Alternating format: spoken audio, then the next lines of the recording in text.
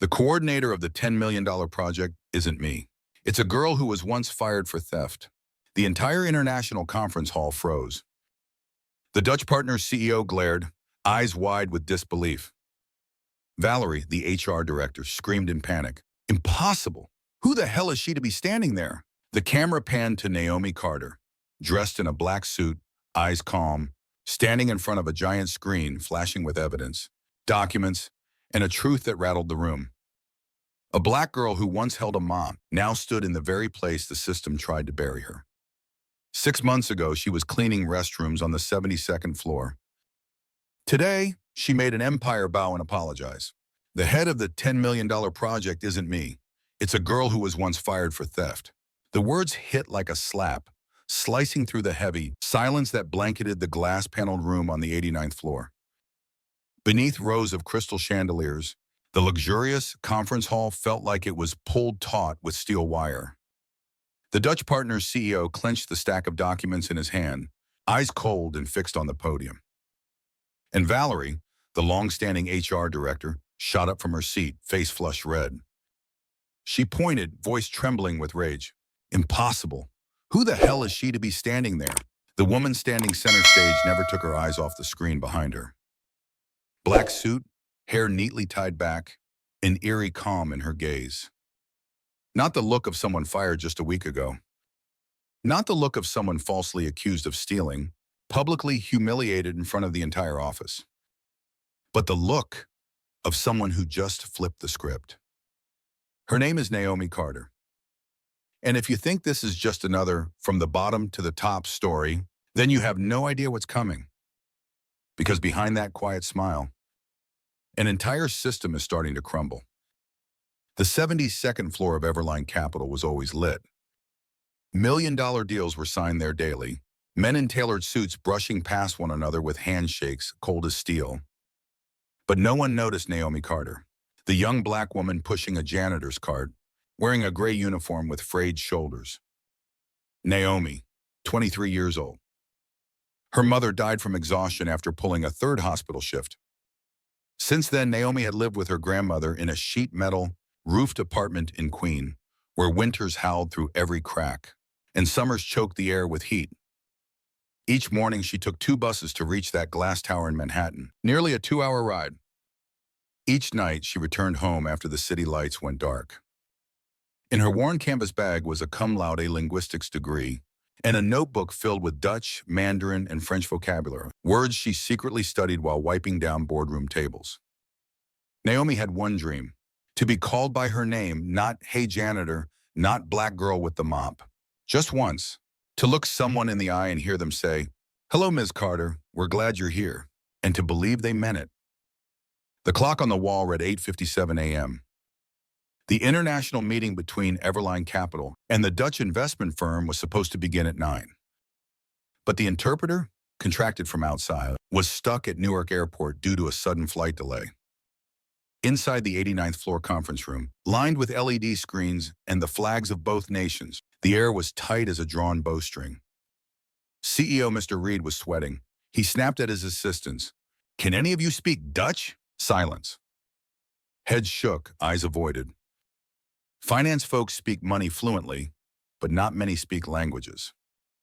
In the far corner, where the cleaning crew was quietly wiping down the glass tables one last time, Naomi looked up. She glanced at the screen and saw the presentation, riddled with terrible grammar. And then she heard herself speak. "I know a little." Heads turned. Reed frowned, stepping closer. "Who are you?" "Naomi Carter. I work the night shift on the 72nd floor. "And you speak Dutch?" "I can try." For the next 3 seconds, the entire room stopped breathing. Naomi stepped forward like someone walking a tightrope, no safety net beneath her. Her hands still smelled of bleach, her gray uniform stained with watermarks. She wiped her palms on her pants and stood before the projector screen. The eyes of nearly 30 executives, partners, and international aides locked onto her. The small black woman with no name badge, no seat at the table, no folder in hand. Naomi looked at the materials, drew a steady breath. Then she spoke, in precise Dutch, with the rhythm of someone who had once thought in that language. We begrijpen het voorstel, maar de voorwaarden voor rente zijn nog niet duidelijk. We understand the proposal, but the terms regarding interest remain unclear. One of the Dutch executives raised an eyebrow. Naomi went on, translating clause by clause, investment terms, risk projections. Her words flowed, not a single stutter. No more clicking pens. No one dared type. The entire room stood still, not out of shock, but because something real was shifting. A simple truth hung heavy in the silence, though no one dared speak it aloud. The most competent person in this room just stepped out from the janitor crew. Valerie Burns, head of HR, sharp, commanding, had been sitting with her legs crossed, watching like it was some mediocre play. But the moment Naomi finished her translation in CEO, Reed gave her an approving nod. Valerie shot to her feet. She didn't need a microphone. Her voice rang clear through the glass-walled room. "Excuse me, but who is she?" The atmosphere shifted. A few people turned, awkward. Valerie marched straight to the conference table, slamming a stack of documents onto the glass like a slap to Naomi's face. Name Naomi Carter. Age 23, entered the company through an outsourced cleaning service. No official contract, no background check, no formal training. She turned to the Dutch partners. "I'm afraid she has no authority to speak here. And she's not qualified to handle the classified documents she just presented." The entire room fell dead silent. One of the Dutch executives lowered his hand. His expression shifted, from impressed to concerned. Naomi clenched both fists. Not from fear, but because she knew this moment was coming. Valerie would never let a black girl outshine her power. The glass doors of the conference room opened. The Dutch partners director walked out without a word. Those trailing behind gave half-hearted nods, faces weighed down with disappointment. A leather briefcase closed quietly, along with the $10 million contract. And the fragile hope Naomi had just sparked. CEO Reed said nothing. He just stood there, jaw clenched, fists tight. He didn't defend Naomi. He didn't question Valerie. He simply stayed silent. A silence cold enough to freeze every truth in that room. Naomi walked out empty-handed, eyes hollow. The marble hallway on the 89th floor stretched endlessly, so polished that each of her steps reflected back at her, but no one stopped to look. Not a single soul. For 2 years, she'd walked that hallway thousands of times. With mop buckets, with cleaning carts. Wiping away other people's footprints, never once leaving a trace of recognition for herself. And in that moment, Naomi understood. Being invisible doesn't mean no one sees you. It means they see you and choose to look away. The phone rang at 1 a.m.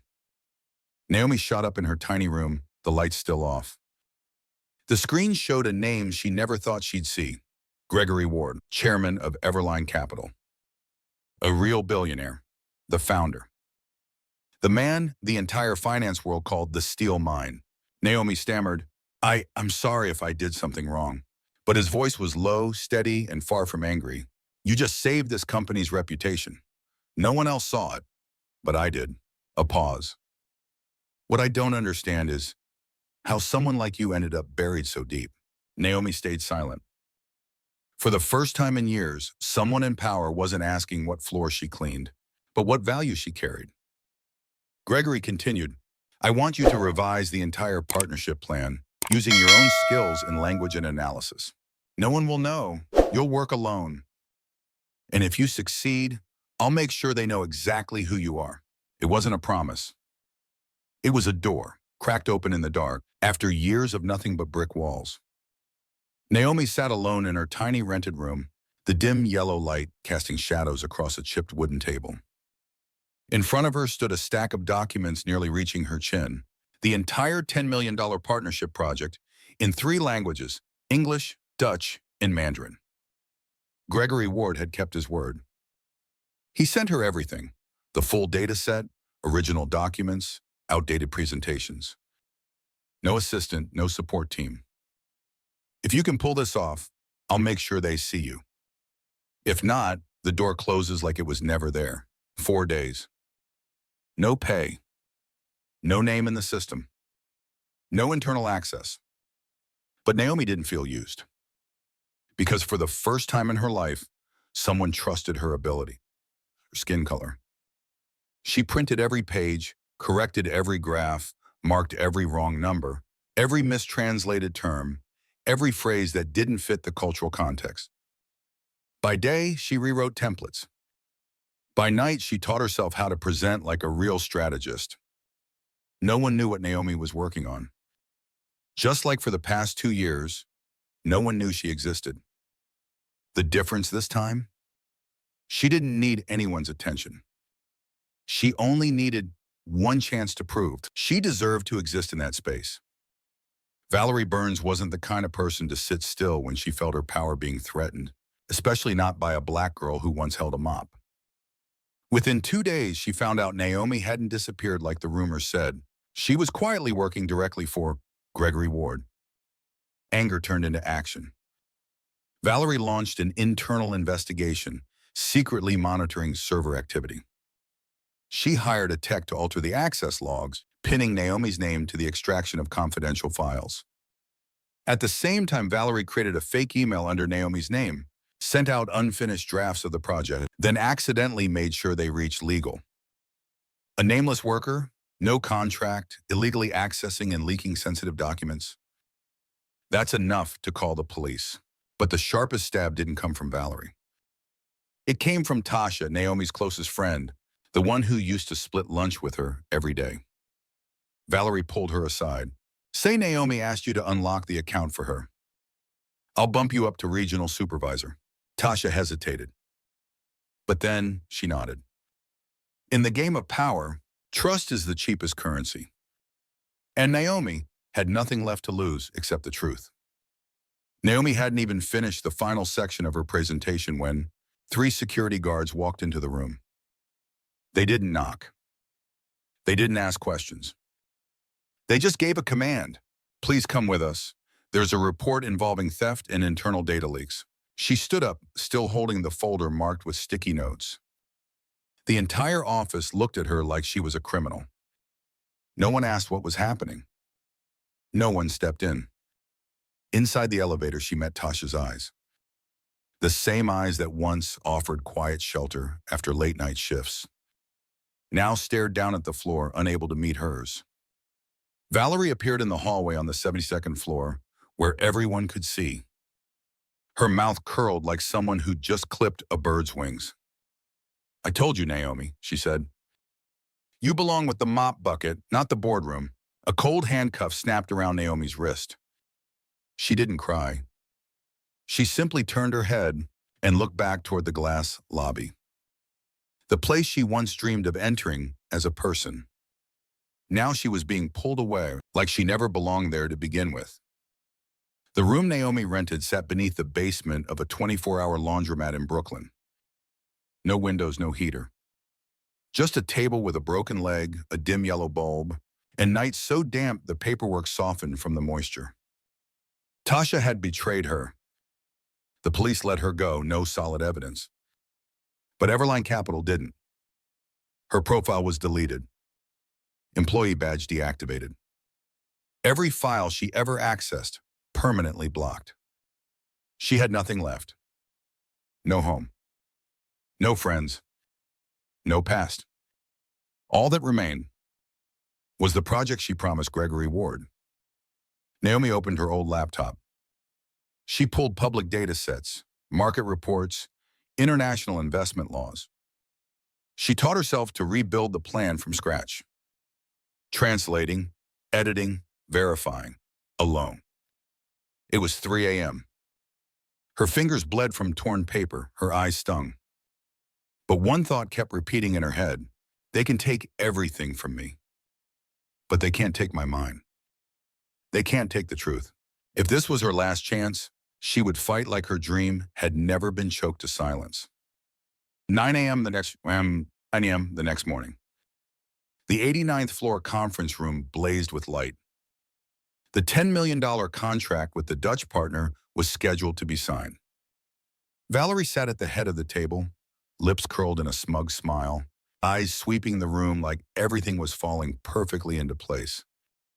Then the doors opened. The sharp echo of high heels struck the marble floor. Every head turned toward the entrance. Naomi Carter. Black tailored suit, hair neatly pinned. No makeup, but eyes sharp as a freshly honed blade. Valerie shot up from her seat, nearly shouting, "Who let you in here?" Naomi stopped at the center of the room. She reached into her bag, pulled out the finalized partnership plan, complete with bilingual translation. Her voice was calm, clear, unshaken. The one with the authority. Valerie froze. And from the back of the room, Gregory Ward stepped forward, nodding slowly. "She's here with my full approval. And I want everyone in this room to listen carefully to what she has to say." No one expected it. The woman they once threw out of this building was now returning to expose the rot at the very foundation they all stood on. Naomi plugged the USB into the projector. The massive screen behind her filled with a red title, "The Buried Truth." The room fell completely silent. Only the soft hum of the ceiling fan turning in slow circles. She clicked the mouse. The first slide appeared, an email from a black client who had been denied VIP service for being incompatible with the brand's image. She moved to the next slide. A series of internal messages between Valerie and her team. Her resume is solid, but her voice is very urban, not a good fit. "We can't add more people of color to the investment team. It'll look unbalanced." Naomi paused, then clicked again, revealing a spreadsheet. A list of shell companies Valerie had personally approved, every single one linked to family members or close allies. Total contract value over $4.8 million. No bidding, no audits. The room tightened like it couldn't breathe. One foreign executive muttered, "This is systemic discrimination." Naomi looked up. No trembling. No rage. Only the terrifying calm of someone who knew the truth had finally been spoken, and it came from her own voice. The room sat in stunned silence. Then one man stood up. Mr. de Vries, head of the Dutch delegation, slowly removed his glasses, set them on the table, and spoke with a voice as calm and deep as the sea before a storm. "We don't do business with bigots." No one dared breathe too loudly. Valerie went pale. Gregory watched him closely. De Vries continued, eyes locked on Naomi. "Not with pity, not with doubt, but with conviction. But we will sign the contract. If she is the project lead." The entire room turned toward Naomi. A few jaws dropped. Others sank into their chairs, trying to hide the shock on their faces. Valerie forced a laugh. "You can't be serious. She's a Janet. She's the only one here who understands both our language and our culture."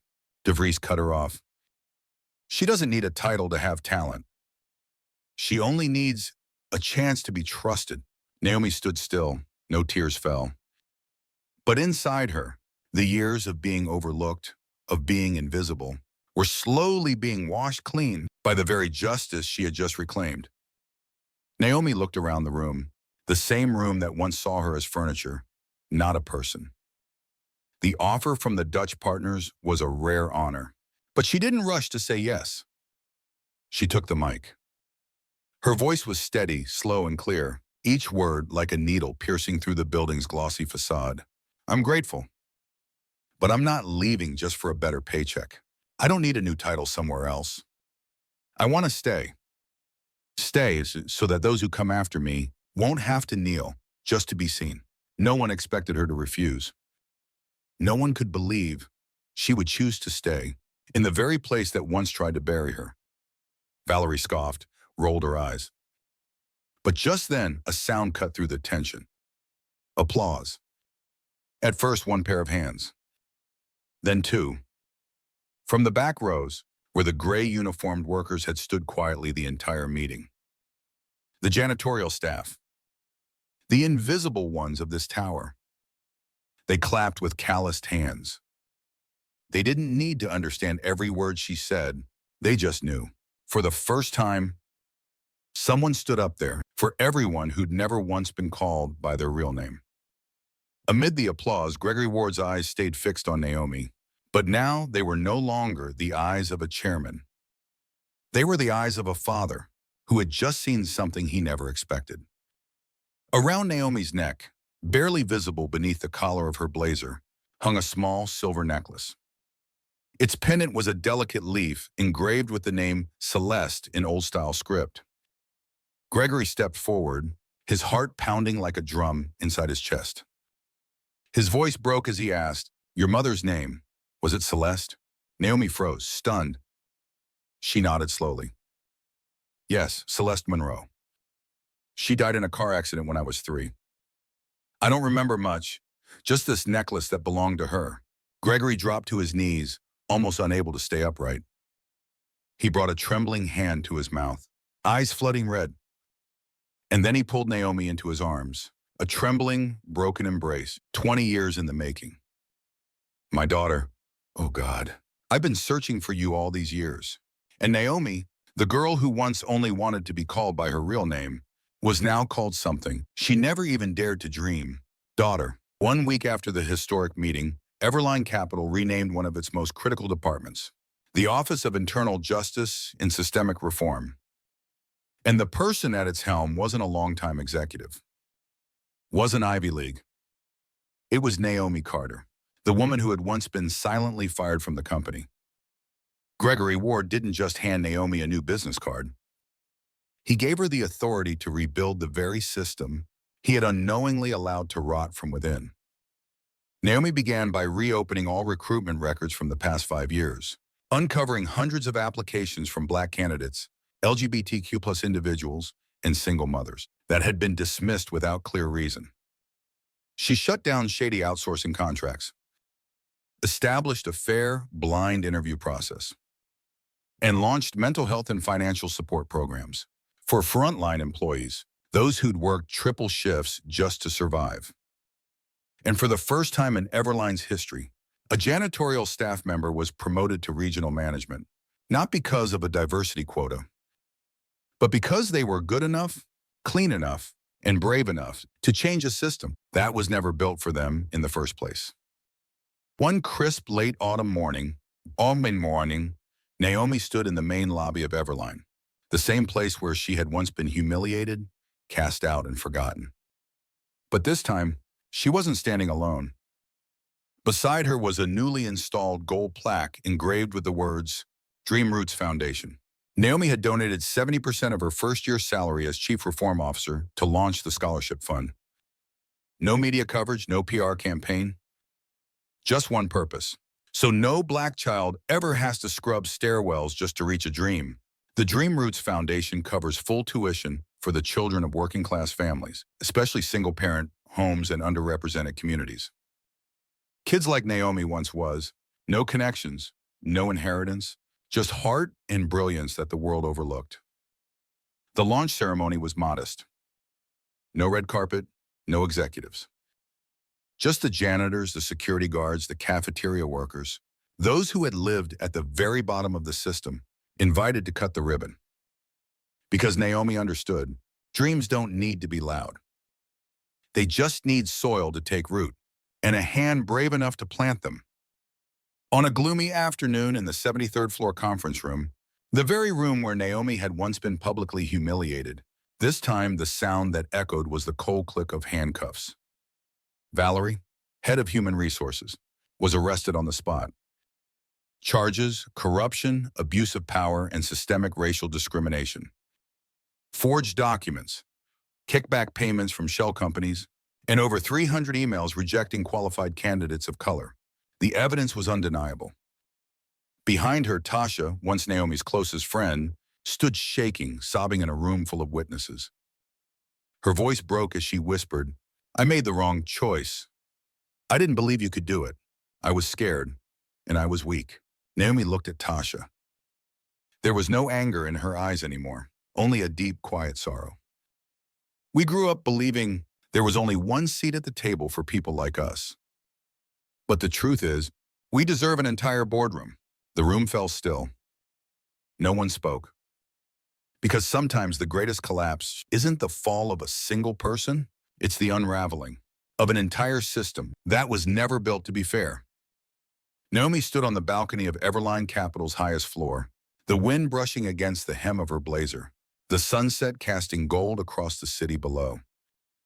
This was once where she scrubbed every pane of glass. Now it was where she rewrote policy for thousands who had once been overlooked. She pulled out her phone and dialed the voicemail of her grandmother, the woman who raised her with wrinkled hands and an unfinished dream.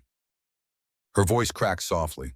I didn't become anything big, just someone who opened a door so people like me wouldn't be forgotten. Down in the main lobby, a young black girl clutching her backpack stopped in front of the gold plaque mounted that very morning. Naomi Carter, Vice President of Diversity and Internal Justice. The girl looked up, her eyes shimmering with hope. As if for the first time, she believed this place might have room for her too. And that's when Naomi knew she hadn't just changed her own life. She had planted belief in an entire generation who thought they'd been left behind. Because sometimes justice doesn't sound like a gavel hitting wood. Sometimes it sounds like a whisper. You can too. When you're born into a skin color the world's been taught to look down on, everything you achieve is never just an accomplishment. It's a battle. Naomi Carter didn't just reclaim justice for herself. She opened the door for hundreds who had been pushed to the margins. People who were brilliant, hardworking, but always asked, are you sure you're the right fit? And maybe the greatest lesson is this. Not everyone needs to be a hero, but everyone deserves to be seen. If you've ever been doubted because of where you come from, because of your skin, because your dreams felt too big, remember this. Real worth never needs permission to exist. Live like Naomi Carter did, not to get revenge, but so that those who come after you never have to lower their heads again.